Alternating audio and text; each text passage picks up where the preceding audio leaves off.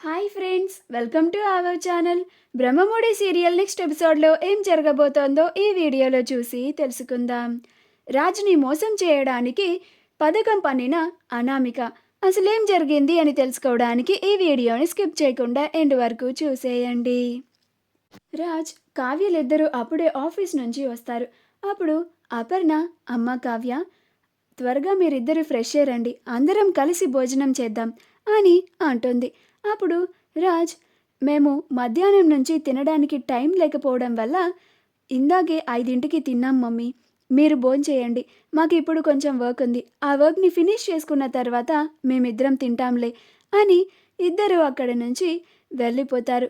అప్పుడు ఇందిరాదేవి ఉదయం కూడా రాజ్ కావ్యలు ఇద్దరు చాలా హడావిడిగా మాట్లాడాలి అన్నా కానీ వినిపించుకోకుండా వెళ్ళిపోయారు.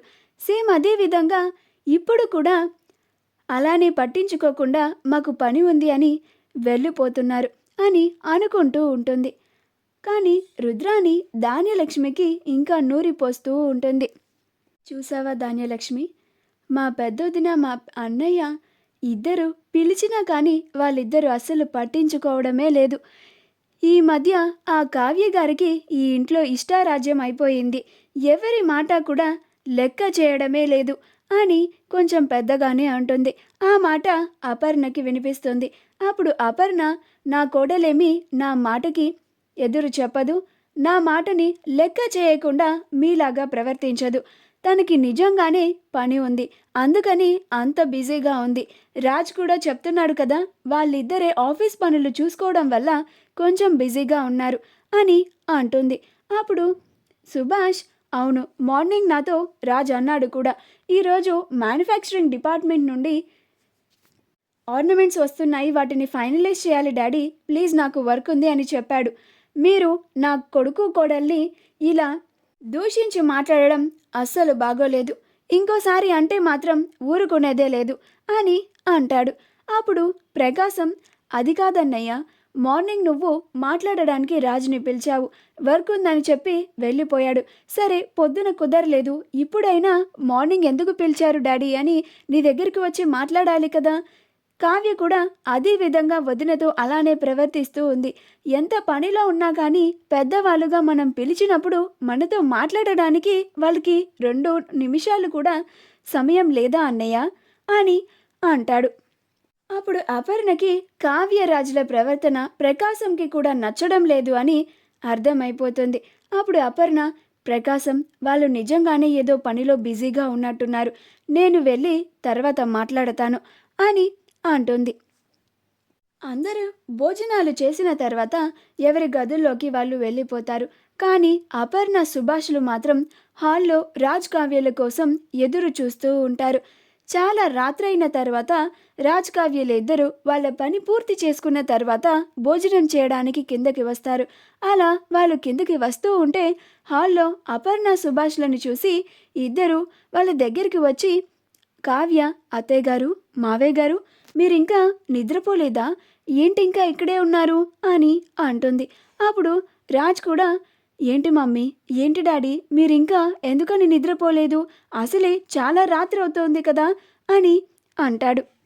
అప్పుడు అపర్ణ, మీకోసమే ఎదురు చూస్తున్నాం రాజ్, మీరు పని పూర్తి అయిన తర్వాత భోజనం చేయడానికి కిందకి వస్తాను అని అన్నారు కదా, అప్పుడైనా మీతో మాట్లాడడానికి మాకు కొంచెం అవకాశం దొరుకుతుందేమో అని ఇలా మీకోసం వేచి చూస్తున్నాము అని అంటుంది.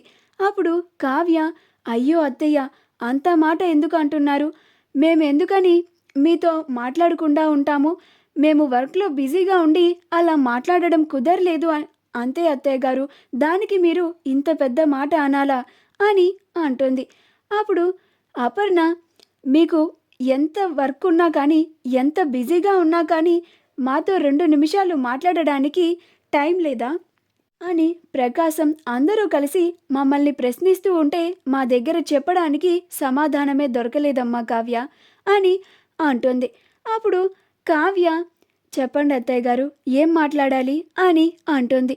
అప్పుడు సుభాష్, ఈ కొద్ది రోజులుగా నీ ప్రవర్తన ఇంట్లో ఎవరికీ నచ్చడం లేదమ్మా కావ్య, నువ్వు రుద్రాని, ధాన్యలక్ష్మిల విషయంలో మరీ కటువుగా ప్రవర్తిస్తూ ఉన్నావు, అది మా అందరికీ కూడా చాలా ఇబ్బందికరంగా ఉంది. ఎందుకని అంత కటువుగా ప్రవర్తిస్తున్నావు? రోజు తినే తిండి దగ్గర నుంచి, తాగే కాఫీల దగ్గర నుంచి, తిరిగే కార్ల వరకు నువ్వు చాలా కటువుగా ఉంటున్నావు. ఎందుకని ఇంత కటువుగా ఉంటున్నావు? అని అంటాడు. అప్పుడు రాజ్ దానికి సమాధానం నేను చెప్తాను డాడీ అని అంటాడు. అప్పుడు అపర్ణ మేమేదో మీ ఇద్దరిని నిలదీయాలి అని, కావ్యని వేలెత్తి చూపించాలి అని కాదు. ఇంట్లో ఎవ్వరికీ మీ ప్రవర్తన నచ్చడం లేదు. ఇంట్లో సభ్యులందరూ ఇబ్బంది పడుతున్నారు. మేము కావ్యని నమ్మి బాధ్యతలన్నీ అప్పగించాము. అది అందరికీ సంతోషకరంగా, ఇబ్బందికరంగా లేకుండా ఉండాలి అని మాత్రమే ఇలా అడుగుతున్నాము రాజ్ అని అంటోంది. అప్పుడు కావ్య నేను దీనికి సమాధానం చెప్తానండి. ఎందుకంటే దీనికి బాధ్యత వహించింది నేనే కదా. అత్తయ్య గారు, మావయ్య గారు, నేను ఈ ఇంట్లో ఎవరిని బాధ పెట్టాలని అంత కటువుగా ప్రవర్తించడం లేదు. నన్ను నమ్మి తాతయ్య గారు ఈ కుటుంబ ఆస్తిని, ఈ కుటుంబ విలువలని, ఈ కుటుంబ మనుషులని అందరినీ జాగ్రత్తగా కాపాడమని నాకు బాధ్యత అప్పగించారు. నేను ఈ కుటుంబ ఆస్తిని, ఈ కుటుంబంలో ఉన్న బంధాలని కాపాడడానికే ఇలాగ ప్రవర్తించాల్సి వస్తోంది. ఇంకా ఆ రుద్రాణి గారు, ధాన్యలక్ష్మి అత్తయ్య గారి గురించి అంటారా? వాళ్ళిద్దరికీ అమ్మా బాబు అని చెప్తే వాళ్ళిద్దరూ మాట వినే మనుషులు కాదు. అందుకని నేను వాళ్ళతో అలా ప్రవర్తించాల్సి వస్తోంది అత్తయ్య గారు అని అంటుంది. అప్పుడు సుభాష్ మరి అంత కటువుగా ప్రవర్తించకూడదమ్మా కావ్య. పైగా ఇంట్లో ఇన్ని నిబంధనలు ఎందుకు పెడుతున్నావు అని అంటాడు. అప్పుడు కావ్య కొన్ని పరిస్థితులు అలా వస్తాయి మావయ్య గారు.